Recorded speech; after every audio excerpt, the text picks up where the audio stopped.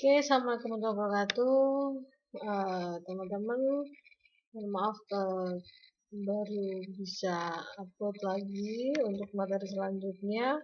Sebetulnya materi ini akan sangat seru sekali ketika kalau kita itu bisa ketemu langsung ya, kalau bisa di kelas karena biasanya ini sesi-sesi curhatnya banyak gitu kan ya.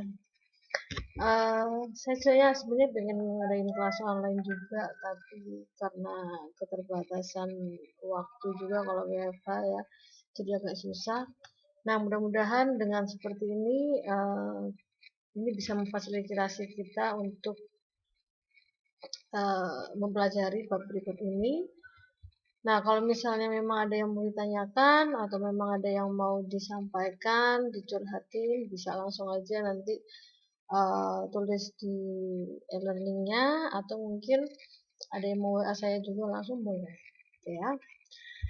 Nah, selanjutnya adalah bab 7 apa 8 ya, ya sekitar itu. Nah, judulnya emosi dan komunikasi. Ini yang bakal seru teman-teman. Nah, kenapa sih kita ini mempelajari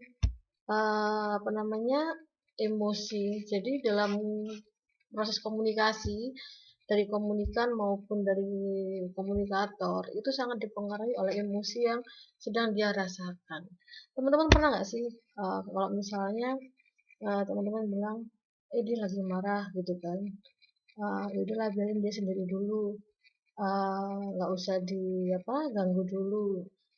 Ntar kalau misalnya kita ganggu dianya malah nyolot, malah marah-marah gitu, dan akhirnya kita juga kepancing, akhirnya marah-marah juga, akhirnya bertengkar. Nah, pernah nggak kayak gitu? Ya memang suatu saat namanya manusia ya, pasti emosinya pernah naik dan turun gitu kan. Nah, memang emosi ini akan sangat mempengaruhi bagaimana kita manusia itu berbicara kepada orang lain dan bagaimana kita menerima omongan orang lain ketika kita sedang emosi. Emosi ini ada banyak. Nah, makanya kita akan belajar dulu apa itu emosi. Um, kita di sini akan membicarakan tentang kecerdasan emosi ya. Kalau emosi sendiri itu mungkin teman-teman sudah nanti akan belajar di psikologi komunikasi.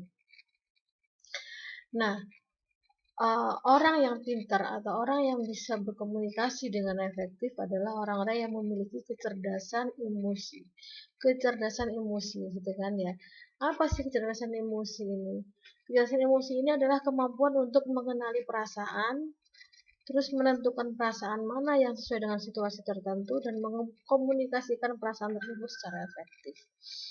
Nah, ini memang nggak gampang teman-teman ya. Jadi kita itu harus tahu kecerdasan emosi. Maksudnya kita harus bisa. Kita ini lagi merasakan emosi apa sih gitu kan?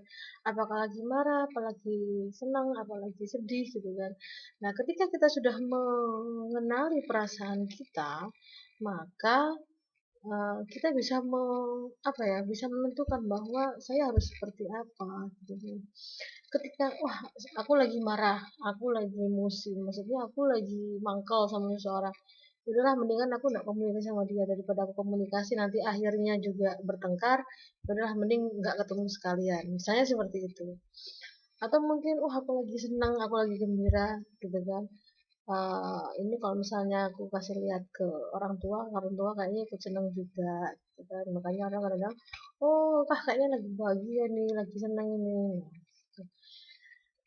Atau mungkin perasaan-perasaan yang lain, perasaan bimbang, bingung dan lain sebagainya gitu kan. Ada pernah ada mahasiswa nggak waktu itu dia curhat sama saya tentang ya salah hubungan kekasih gitu ya. Terus waktu itu ada kondisi yang rumit, terus yang pasangannya itu minta ketemuan gitu kan. Terus si dia ini nanya ke saya, Bu, harus aku temuin apa enggak ya gitu. Saya bilang lah, terus perasaanmu gimana gitu. Kalau kamu lagi enak, perasaanmu lagi netral, lagi ini ya udah datang aja nggak apa-apa, temuin. Tapi kalau kamu merasa bahwa kamu juga lagi emosi, nantinya akan ketemu tuh akan bertengkar hebat, atau malah nanti nggak ada ujungnya, atau malah berujung putus. Nah, ya itu mending nggak usah. Kecuali kalau kamu sudah siap sama segala risiko, saya bilang. Nah, jadi itu, apapun kita yang mau kita lakukan atau yang mau kita komunikasikan, kita harus tahu dulu emosi kita. Nah, orang-orang yang cerdas itu biasanya orang yang bisa mengendalikan emosi. Misalnya, dia lagi ketemu pelanggan, pelanggan tuh nyolot gitu kan, sering kan pelanggan nyolot. Ini, gitu. Kita sebagai biasanya penjual itu kan emosi kan ya, mangkel ini orang beli enggak tapi ngomel iya kan gitu. Nah, orang yang cerdas memiliki kecerdasan emosi, dia kan bisa meredakan ini gitu kan. Dia bisa, oh bagaimanapun juga ini pelanggan harus dilayani dengan bagus, maka dia tetap harus melayani. Jadi dia meredam emosinya. Nah, itu dia sudah memiliki kecerdasan emosi yang bagus seperti itu. Atau mungkin orang-orang yang bekerja di depan layar ya, di televisi atau di mana. Jadi meskipun dia lagi sedih, dia lagi apa bete, lagi bad mood ya. Tapi kalau dia harus on kamera dan dia harus menebar senyum, harus ketawa dan sebagainya, itu harus dilakukan. Nah, itu orang-orang yang sudah memiliki kecerdasan emosi. Nah, kualitas kecerdasan emosi itu adalah dia yang pertama, dia menyadari perasaan-perasaan yang muncul dalam dirinya. Jadi dia tahu. Terus dia juga tahu apa pemicunya. Misalnya kalau seperti ini aku akan marah, kalau kondisi seperti ini aku akan sedih, aku akan senang dan sebagainya. Terus dia juga bisa menangani emosinya tanpa merasa kewalahan. Jadi nggak capek. Kadang-kadang ada orang bilang sabar itu ada batasnya. Nah, ini yang keliru. Sabar itu nggak ada batasnya, tapi kitalah, ego kitalah yang membatasi kesabaran itu. Kalau sabar itu sendiri nggak ada batasnya, gitu kan? Tapi ego kita yang membatasi itu. Kita kadang-kadang sudah mempunyai titik puncak emosi, gitu kan? Sebetulnya ini fleksibel, bisa dinaik turunkan kalau kita bisa mengendalikan ego kita. Kalau kita sudah menguasai kecerdasan emosi ini. Terus tidak membiarkan kemunduran dan rasa. Maksudnya gini, kalau misalnya perasaan itu atau emosi ego itu membuat kita mundur, maka uh, ini jangan sampai terjadi. Seperti tadi penjual kepada pembeli ya. Kalau misalnya itu emosi, akhirnya dia tangan wis misalnya ya. Terus malah temennya sih coba licin misalnya gitu. Nah itu yang nggak boleh gitu kan. Itu berarti dia belum menguasai kecerdasan emosi. Jadi jangan sampai ada kemunduran, terus ada rasa kecewa menurunkan performa.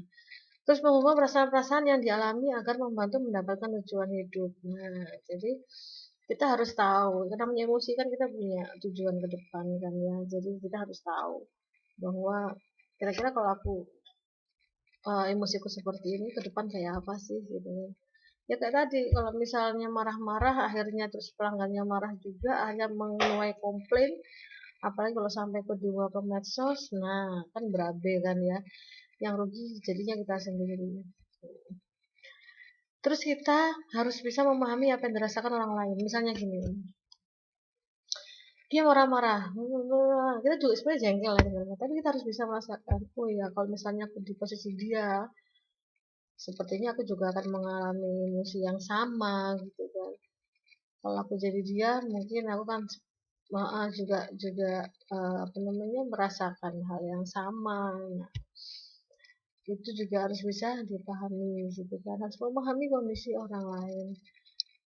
Terus memiliki rasa optimis yang kuat dan juga realistis. Nah, jadi kalau misalnya punya optimis yang tinggi, realistis yang tinggi, maka kita akan bisa berpikir lebih panjang, kita akan berpikir lebih normal, lebih apa namanya, lebih sabar mungkin bisa dibilang gitu ya. Jadi kita itu bisa menjadi kuat, maksudnya nggak gampang. Jadi kayak tadi itu ibu-ibu itu misalnya emak-emak nih misalnya nawar-nawar kayak gitu, ya udah bilang aja, ya namanya juga emak-emak gitu kan, segala kendali ekonomi rumah kan dipegang emak-emak, jadi ya wajar lah kalau emak-emak itu pengennya harga yang paling murah gitu kan.